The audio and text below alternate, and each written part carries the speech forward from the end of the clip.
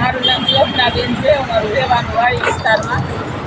ને આજે બે કંપનીવાળા બે જણ આવ્યા ને, તો એ લોકો કોઈ પ્રોડક્ટ લઈને આવ્યા કે આ ફિનાઈ છે, કે આનો ઉપયોગ કરો ને તો આથી મધ માખી મચ્છર આખું રહે. એમ કરતાં એને એમ કીધું કે આ પીતાંબરી છે, આની યાર એક ફ્રી છે. એ એવા ફિનાઈના પેકેટ આપ્યા, એની યાર ત્યાં એક ફ્રી છે.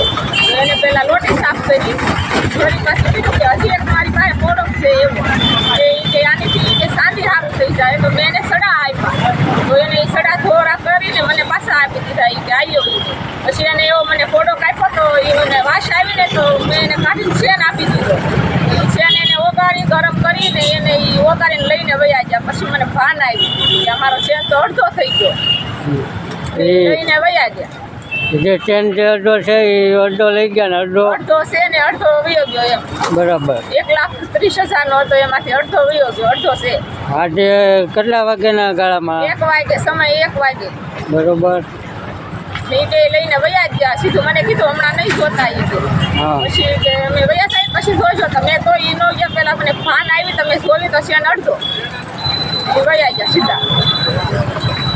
તો અત્યારે અહીંયા તમે પોલીસ કેસ કરવા માટે આવ્યા છો? કરવા આવી. અમારી પાસે અમુક સબૂત મળ્યા છે, એ અમે સાહેબને સમા કરાવ્યા છે અને સાહેબે એક્શન લીધી છે. હું એમ કહું ને કે આજ મારી આરે બનવું, આવું કોઈ આરે ન બને. એટલે આ નવા પોલીસ સ્ટેશનમાં ફરિયાદ કરી કે તમે આની કાર્યવાહી કરો અને ઝડપી પાડો, ગમે ત્યાં આવો એમ. આજ મારી આરે બન્યું, કાલ બીજા આરે બને. મારું નામ મકવાણા છે, પોલીસ સેનાના કાર્યકર્તા. મારે ઘણી આરે પ્લાન્ટેશન વિસ્તારમાં, વાડી વિસ્તારમાં એવો બનાવ બન્યો કે આજે ફોન આવ્યો કે મારા ઘરે આવીને 2 જણા કે આ વસ્તુ મને ઉગાડ્યું છે. એને કીધું એમ જ મેં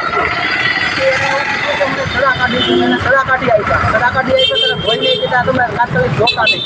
પછી એને એવું કીધું કે ચેન આપો, તો એને ચેન ગળામાંથી કાઢીને તેમને આપ્યો. ચેન આપ્યા પછી તેમને ધોઈને એને એમ કીધું કે આ ચેન તમે હમણાં જોતા નહીં કીધે, બરાબર.